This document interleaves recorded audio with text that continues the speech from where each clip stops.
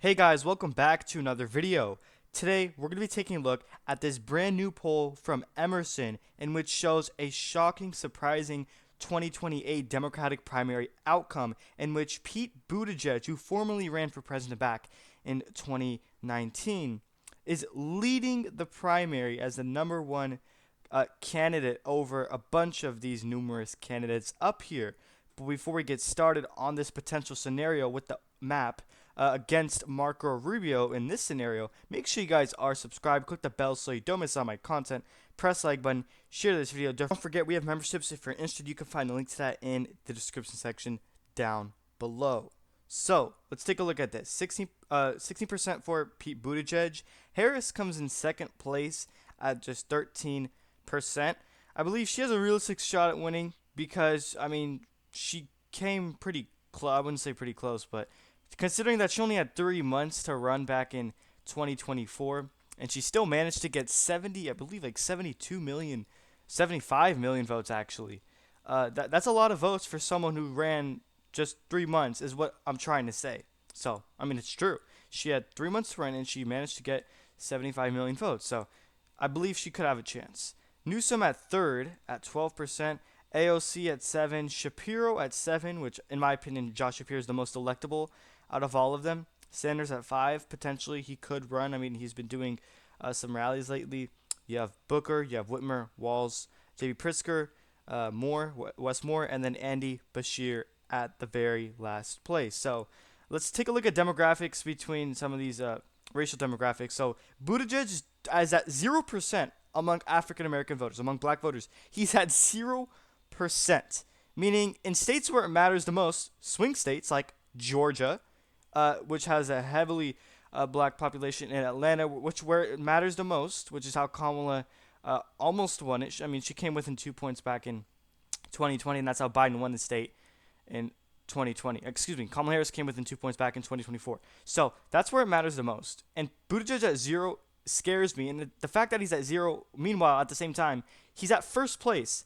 So the fact that he's at first place in this Emerson poll with 0% of the black vote goes to show you that if he could just do a little bit better among African American support, he can really take first place. Now, in my opinion, Emerson is supposed to be a highly rated pollster. I believe it's B rated, so it's supposed to be a good poll. But I'm not going to take this one, uh, you know, I'm going to take it too lightly because the fact that you have Newsom at third, or excuse me, AOC at fourth, is kind of a hint that this poll isn't the best, and mainly Buttigieg at 1. The fact that you've Buttigieg at 1 with 0% of the black vote, I don't think this poll should be taken seriously, but we're going to be using it for the video. Now, Buttigieg does better among white voters at 22% than all the candidates up here, and then he's just at 10% among Hispanic voters. And I'm matching him up against Marco Rubio, who's Cuban, so that's an advantage for the Republican Marco Rubio already. And let's just say J.D. Vance would be his VP. So Harris, 30% among African American voters, no surprise here. You have Newsom, 21% at the very best among Hispanic voters, no surprise. And he's in the state of California, which has a significant Hispanic population, so not shocking there.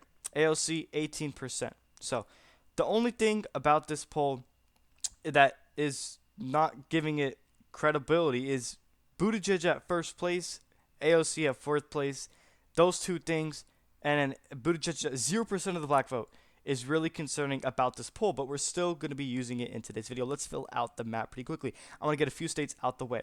Texas will be solid red for Marco Rubio against Pete Buttigieg in this scenario. Marco Rubio is Hispanic himself, and Pete Buttigieg is from the Rust Belt, obviously Indiana and Michigan as well. If you know who doesn't actually live there, it's controversial, but Indiana, Michigan has no correlation whatsoever with the Sun Belt. Marco Rubio is way more familiar with the Sun Belt. That's why he's going to do better in those states. I see Texas going to Rubio by 10 points, solid red margin in this scenario. Florida, obviously Rubio's own home state, will go to him by about 15 percentage points, slightly overperforming Donald Trump's performance, in my opinion. You have New Mexico.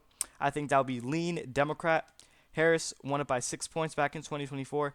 I think Rubio will make it closer, considering that the Democratic candidate is a little weaker, Pete Buttigieg, so I think Rubio can make it come within like 5 percentage points, considering that he will do better in Albuquerque, some of those Hispanic places. And then you have Virginia, I think will be likely Democrat. I actually have this shifting further to the left because Harris managed to overperform polls. She still won Virginia by about 5 points. Polls had it within like 3. So Virginia's trending towards the left. Glenn Youngkin's not going to be here to help anybody. So I think Virginia will be more blue, likely, for Pete Buttigieg of about 7 percentage points, a couple more points better than Kamala Harris. And then you have New Jersey. I think this will be lean for Pete Buttigieg. I think Marco Rubio can perform very well in the state of New Jersey. I think it will come within 5 points.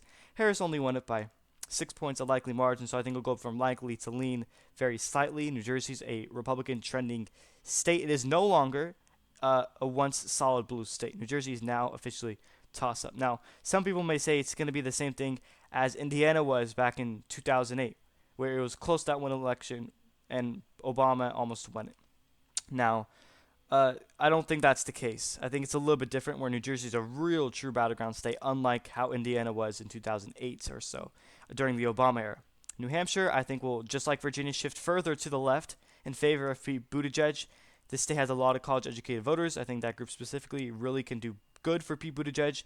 So I think Buttigieg will overperform Kamala Harris in the state of New Hampshire. I have him winning it by about 5 to maybe 6 percentage points, likely Democratic margin. And then you have Minnesota. I think this state will go further to the left. Likely margin for Pete Buttigieg, 6 percentage points. Like I mentioned earlier, Marco Rubio is a Sunbelt type of candidate, meaning he's going to be a little bit weaker in some of those Rust Belt states, including Minnesota. And then Nevada, I think Marco Rubio will perform very well in this state against Pete Buttigieg, a very weak candidate. So Rubio wins Nevada by a lean margin of about probably the same amount Trump won it by, 3 points. He'll perform very strongly among Hispanic voters where it matters the most in Clark County and maybe Reno as well. And then Arizona, another Sunbelt state, very important. I see Marco Rubio doing very well in this state as well. I think he'd win it, not by as much Trump did. Trump had a lot of momentum going into his favor. He won it by 5 points. I see it a little bit closer, but still lean for Rubio, about 3 percentage points in the state of Arizona. He'll perform very well among Hispanic voters in Maricopa County, where it matters the most. And as I was talking earlier, Georgia, Pete Buttigieg, just in this poll, cracking 0% of the black vote.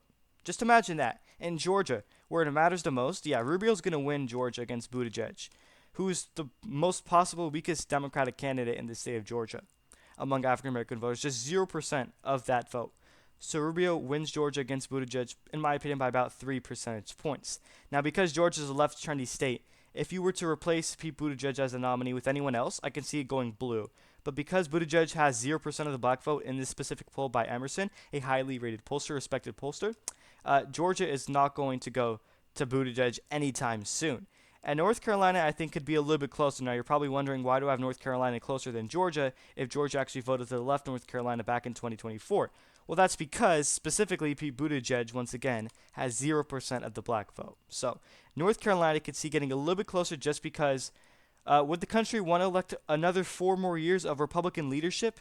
I think they would want to shift in a different direction, but it's not going to be enough for Pete to win in North Carolina. Rubio wins it by about 1 point a tilt margin. And 3 Rust Belt states before we end off this video with its 44 total electoral votes, the blue wall.